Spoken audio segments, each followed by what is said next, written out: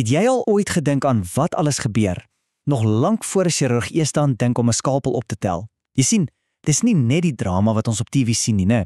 Die regte werk, die stryd vir die uitslag bepaal, dit word weke voor die tyd gewen. Kom ons kyk 'n bietjie dieper na hierdie verborgde wêreld van voor-operasie voorbereiding. So, kom ek vra jou gou iets. Wat dink jy is die heel belangrikste deel van 'n groot operasie? Is dit die chirurg se vaste hand? Dalk die spoggerige tegnologie in die teater? Wel, die antwoord, dis dalk nie wat jy verwag nie. Die antwoord, en dis regtig die sleutel tot alles, is voorbereiding. Jep, die weke en dae voor die operasie, dis waar die fundament vir sukses geleef word. Dis 'n ongelooflike deeglike stelselmatige proses wat seker maak die pasiënt is reg vir die massiewe fisiologiese uitdaging wat vir hulle wag. Kyk, dink daaraan soos 'n ruimtelansering, reg? Voor daai vuurpyl opstyg, sit die span by sendingbeheer en gaan deur 'n ellelange kontrolelys. Elke enige stelsel moet 'n go kry. En dis presies wat voor 'n groot operasie gebeur. Dis eintlik die verborgde eerste helfte van die hele ding. En heel bo aan daardie kontrolelys, wat is die eerste stelsel wat hulle toets? Dis altyd die engine, die hart. 'n Operasie plaas 'n reuse spanning op jou hele kardiovaskulêre stelsel. Die mediese span moet dus absoluut 100% seker wees dat daai engine die druk kan hanteer. So, wat's die werklike risiko hier? Studies wys dat na groot vaskulêre chirurgie die kans op 'n hartaanval so om en by 1.6% is. Nou, dit klink dalk nie na vreeslik baie nie, maar dis die domino-effek wat daarna volg, dis die ding wat almal bekommer. Want jy sien, as daai 1.6% kans 'n werklikheid word, as 'n pasiënt wel 'n hartaanval kry na die operasie, dan verander die hele prentjie dramaties. Die gevolge? Dit word skielik baie, baie erger. Kyk net 'n bietjie hierna. Vir pasiënte wat nie 'n hartaanval kry nie, is die 1 jaar sterftesyfer so 5%. Maar vir die wat wel een kry, spring daai syfer op na 'n isingwekkende 37%. Dis 'n 7 keer groter kans en dis presies hoekom daai hartondersoek so ongelooflik deuglik is. So, hoe meet hulle dit?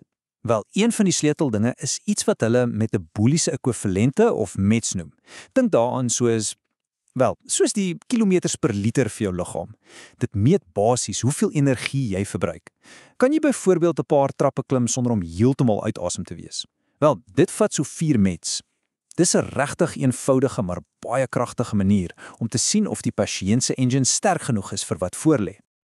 Reg, so die engine is nagegaan. Nou beweeg ons aan na die ondersteuningsstelsels. Dink daaraan as die brandstof en suurstof wat van die longe afkom en die filters wat natuurlik die niere is.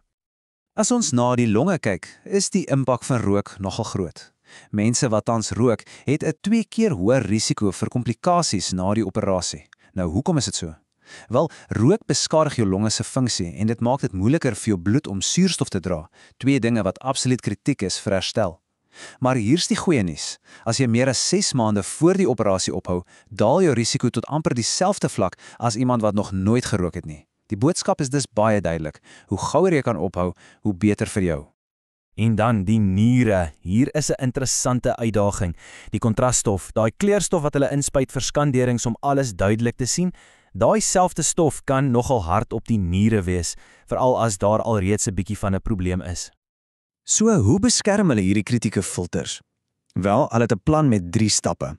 Eerstens, hidrasie. Hulle maak seker die pasiënt is goed gehidreer, basies baie vloeistowwe voor en na die tyd.